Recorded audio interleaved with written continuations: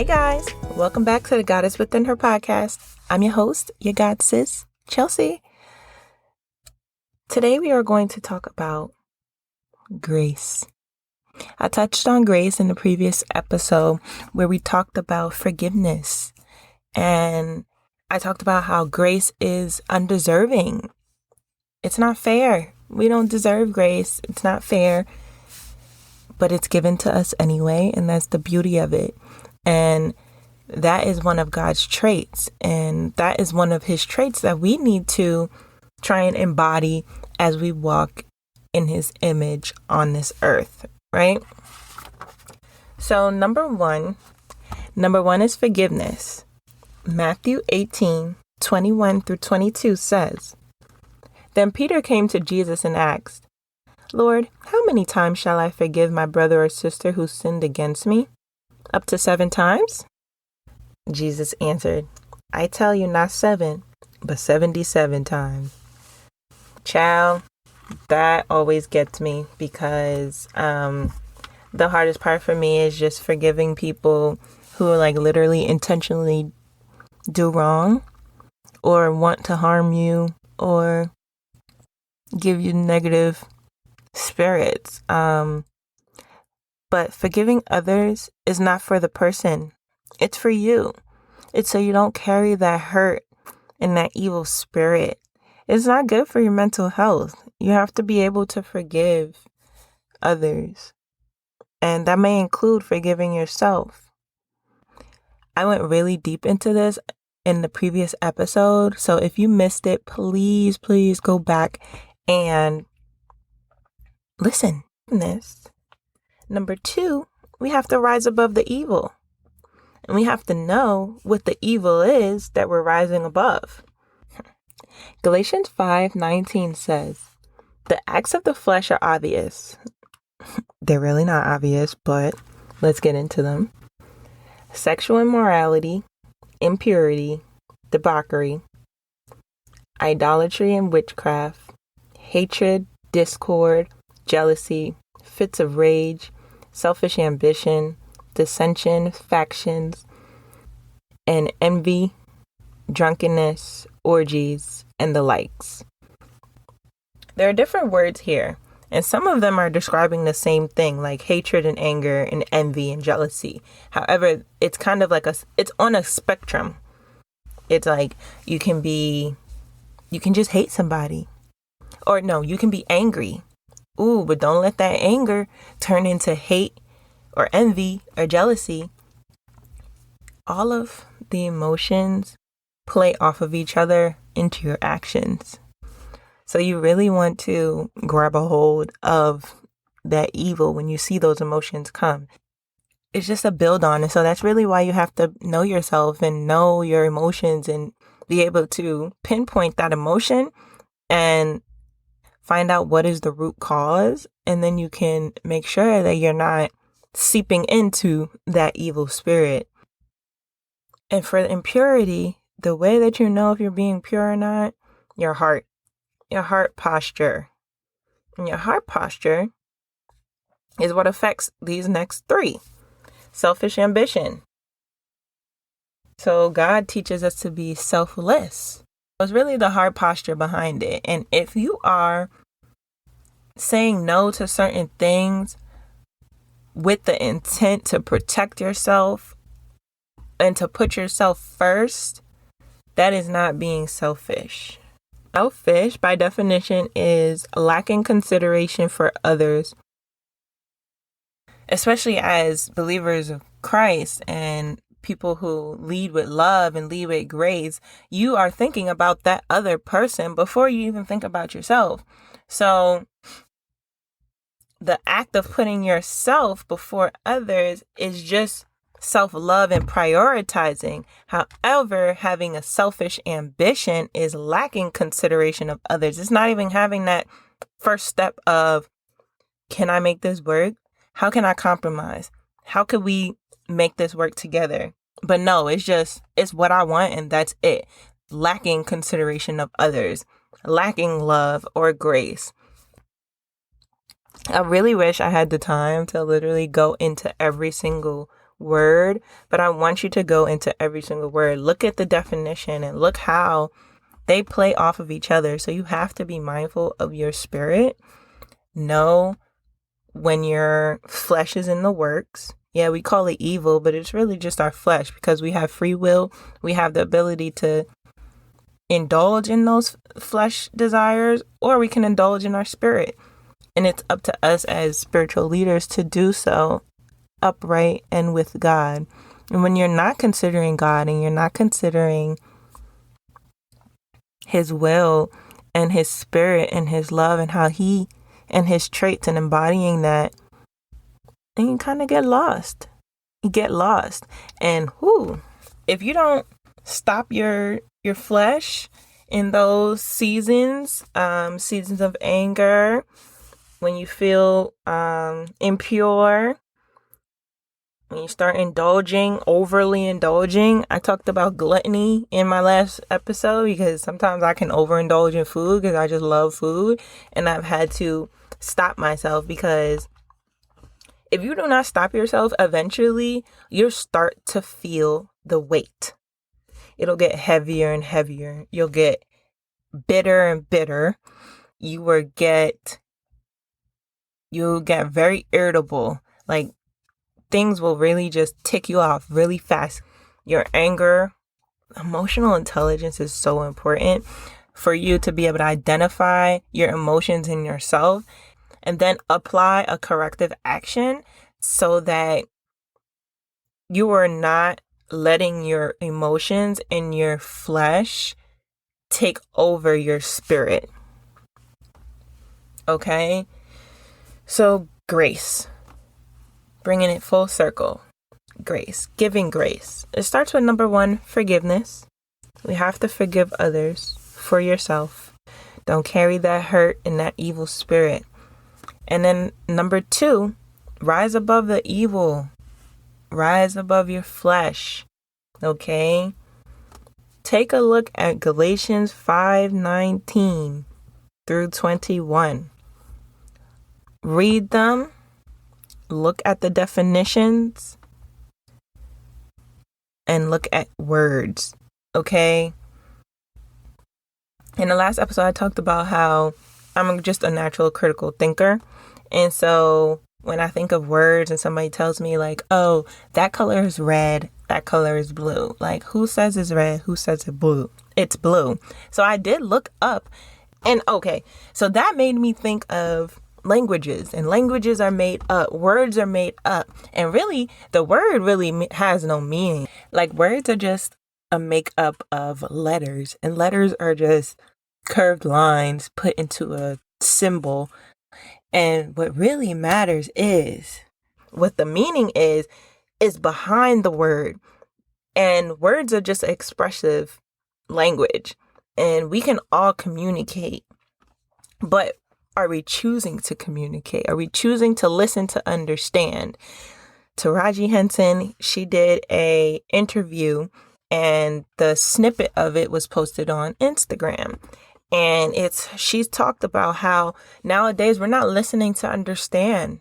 We're speaking to try and prove a point. And we're trying to prove I'm right, as opposed to listening to understand each other. And when you listen to understand, forget the languages. Like, there's so many languages in the world. And when you think about it, they're all just a way of communication. It's all just an extension of your body language. It's an extension of expression. And we literally are all capable of communicating. However, you have to have the patience. You have to be willing to communicate. So, like, when I'm communicating with my dog, like, I'm pretty sure what I'm saying is sounding like gibberish. However, my body language, certain things that I do repetitively would make an indentation in her mind to say, oh, when she points to my bed, she is telling me, you better get yourself in your bed. So it's like little things like that. And us as humans, how we're expecting the dog to read our body language and understand us, we have to do the same thing for them. And that's not only with an animal species, that is with everybody of every language. Have some patience and have some grace and open up your spirit to be able to want to listen and receive. And then communication will be much easier, you know? And that kind of leads me right into the next point of grace. Giving people grace, because you never know what people are going through. Okay? As Taraji P. Henson said, God wants us to, if you are Christian, you better be loving like God. Word from word, she has said, God is inclusive and it's unconditional. And the kicker is loving your enemy. The way you show that is by extending grace. That's that namaste. You bowing to the divine within that person. You're just respecting that person because they are a human being. We are in each other's space. We are made up of the same molecular compound. If you take away all of the things that we learn, all of the hurt and the trauma, once you're healed from all of that, you can be able to extend grace to other people. Yeah, extend grace. You can love your enemies without letting them into your life. Her @name is scomp10.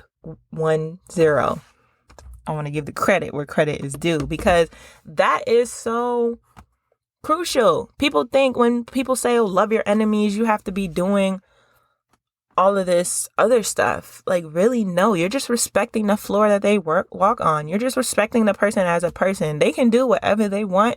Not in your life. They don't have to be in your life. If it ends up that y'all in the same space, be cordial. Let the time pass. You don't have to indulge in a conversation.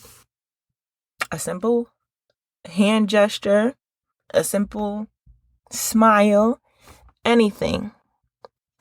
And of course, get some discernment, because not every situation will warrant you to be cordial. But I will say every situation will warrant grace. Just how you expect grace from God, or just how we openly receive it. We don't expect it, but we openly receive it and we love it because we're able to go away, come back to Him at any time, restart our process. And grace, for definition purposes, as a verb, it is to honor or credit someone or someone by presence. Just how God gives us grace, we need to give others grace. Okay, we are all here trying to figure out life.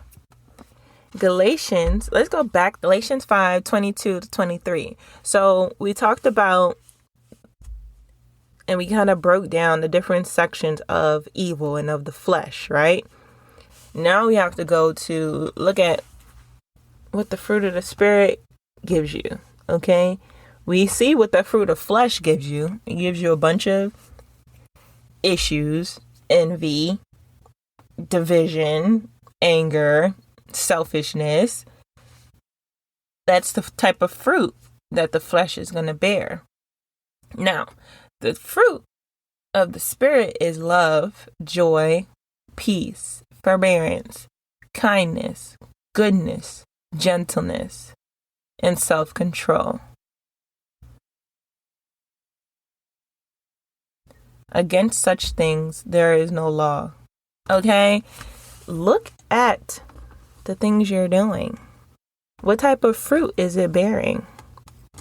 Is it bearing peace, love, joy, kindness, self-control? Self-control is all in this message, because you have to have self-control to be able to forgive others, to be able to identify when your flesh is arising and when those negative emotions are coming, how to grab a hold of them before they take it to the full out extent. That was quote by Lauryn Hill. And grace, you have to be able to love your enemies, love people who you do not know. Be cordial, warm, friendly. It's undeserving. Yes, they don't deserve to have you be warm and friendly to them. But grace, they deserve that. And you have to give that.